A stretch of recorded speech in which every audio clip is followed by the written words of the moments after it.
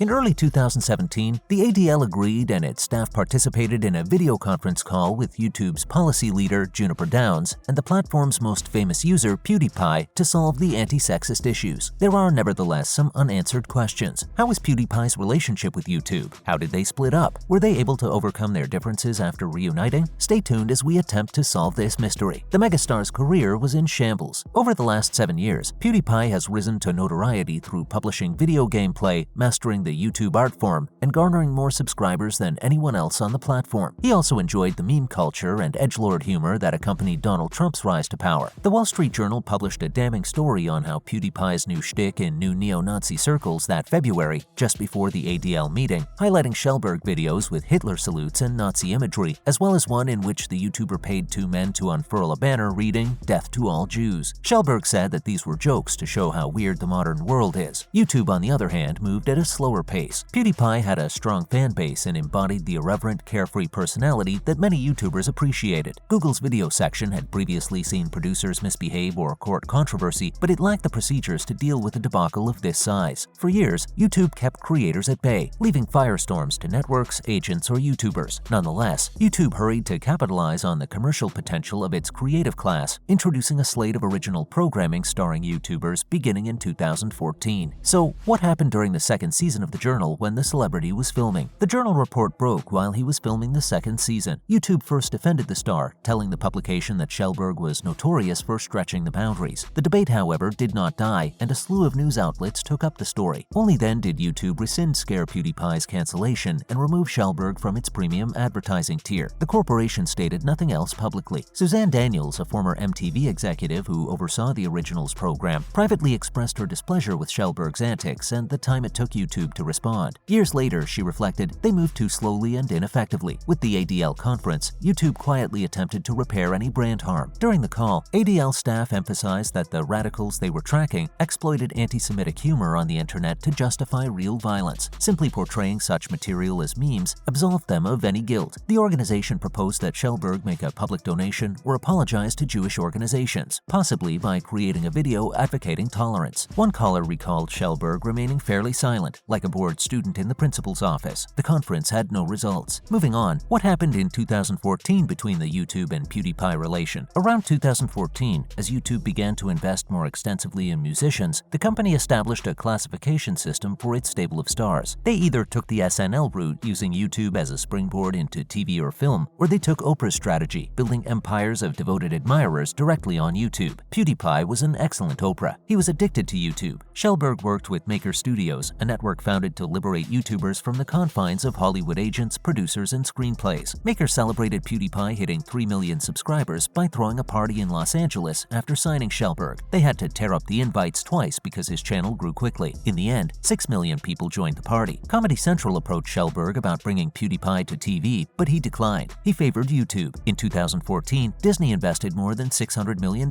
in Maker, lending legitimacy to the burgeoning online creator community. Kjellberg, often press-shy, agreed to an interview and posed for photos while wearing a flower crown. Having this type of impact is fantastic, he remarked, but it's also kind of scary. Nonetheless, he was annoyed by the headline, YouTube's biggest draw plays games, earns $4 million a year. Even though YouTubers attracted more viewers than TV, much of the traditional media saw them as novelty acts. Following that, this kind of attention certainly satisfied YouTube. Kjellberg appeared on The Late Show with Stephen Colbert in 2015. The Swede was dressed sharply in a blue suit, with his hair slicked back and a genuinely worried expression. "I'd want to thank the internet for allowing its emperor to be here for the evening," the TV host said before asking Kjellberg why people were watching him play video games. Kjellberg responded, "I have the best job in the world." Colbert reminded viewers that Kjellberg earned $7 million the previous year. YouTube never recognized it, but the firm appreciated the attention. Nobody saw it as a viable business, a home for professional media just a few years ago. There was a YouTuber with a multi-million-dollar career. PewDiePie was a talented performer and the personification of modern media. YouTube made posters of him and included him in a small group of stars who would be assigned specialized business managers at YouTube. When European officials grilled Google about the prevalence of terrorist content on YouTube, a higher-up Googler advised that regulators promote the creation of anti-terrorism films and suggested collaborating with PewDiePie to do so. This never occurred. In 2015, Kjellberg was featured in YouTube Rewind, the business's schmaltzy year-in-review video, to deliver his trademark bro-fist bump to the company logo. Next up, the love affair was over by the following year. Kjellberg appeared in a video with a scruffy beard in December December 2016 to complain against YouTube. "YouTube is like a baby playing with blades," he grumbled. "Let's get that knife out of that baby's hands." He complained about comments and a glitch that prevented subscribers from viewing his videos. He threatened to resign. This was a publicity stunt promoting his originals presentation. However, the content grind had worn him down. He was recording for his channel Scare PewDiePie and Revel Mode, a gaming network he founded with Maker and other producers. Later, Kjellberg would inform supporters that he established a daily whiskey drinking habit as a stress relief strategy. Someone who worked with him characterized the months leading up to Christmas in 2016 as the darkest they had ever seen. Some of his complaints in the video were valid. A bug messed up how YouTube displayed videos to subscribers, but the business didn't care to notify anyone. YouTube was also attempting to broaden its audience beyond hardcore YouTuber fanboys. The platform was biased primarily toward male viewers, so it began tweaking algorithms to favor videos with high engagement, more likes and comments, and cleaner, ad-friendly content. This gave late-night TV and large media an advantage over regular YouTubers. Nobody was looking for poop candy or ways to drink piss. Kjellberg's response was to push PewDiePie even further to the right. He made vlogs that were a mix of sincere schmaltz, video title Anniversary, and inanity. "Drinking piss for views, I try poop candy, I'm so done," demonstrating contempt for YouTube's algorithmic logic. No one looked for feces, sweets, or ways to drink piss. He made fun of obnoxious YouTubers, making one video thrashing around his house shirtless, screaming, "Smash that like button." He threw up what appeared to be a Nazi salute for a brief minute while assuming this dramatic demeanor. Kjellberg was an edgelord, a digital subculture that touched on taboo subjects to make a point or simply because they could. He went over dank memes and the Trump campaign's topsy-turvy viral internet. At the time, no one knew where the limit was for YouTube, Kjellberg told the New York Times. A lot of networks were simply pushing it as far as they could since there were no restrictions at the time. Kjellberg said of South Park, a program with running humor about a Jewish character that managed to ridicule societal undercurrents of anti-Semitism, debatably. One of Kjellberg's co-workers recalls his making fun of them in person for being Jewish. Many people close to Kjellberg argued that he had no hatred or hateful attitudes. They characterize him as devoted to his YouTube audience. In this monomania, one individual described him as a bit spectrumy. "He's a genuinely sweet person," remarked David Sievers, an early Maker Studios official. Finally, the reunion of PewDiePie and YouTube. Meanwhile, Kjellberg had gone wilder on screen. He launched a new format called Pew News, in which he riffed on media critics and fellow YouTubers, shouting like network's Howard Beale. He grew his beard to Tolkien dwarf proportions. He used the N-word during a YouTube video game broadcast, prompting an apology, "I'm an idiot," and another vicious news cycle. He examined Logan Paul's apology tour in one Pew News clip. After his Japanese forest catastrophe, Paul went on daytime TV and recorded a doe-eyed video about suicidality. People had suggested Kjellberg do the same, but he described it as extremely deceitful. "I'd rather just show them how I've changed over time and through my videos." Kjellberg's representatives did not reply to calls for comment. While YouTube continued to run advertising on PewDiePie's channel, he was barred from its premium tier and promotional activities. Nonetheless, this did not appear to harm his audience. By the fall of 2018, PewDiePie had over 60 million subscribers, supporters whose devotion had been solidified during his public humiliation. When T-Series, a massive Bollywood channel, appeared to be on track to win the YouTube subscriber crown in the summer of 2018, fans and fellow YouTubers rallied around Kjellberg, sparking a viral meme, "Subscribe to PewDiePie," that spread around the world. His fame skyrocketed. Well, that marks the end of our video for today. We hope you enjoyed it. On your way out, make sure to hit that subscribe button. Thanks for watching.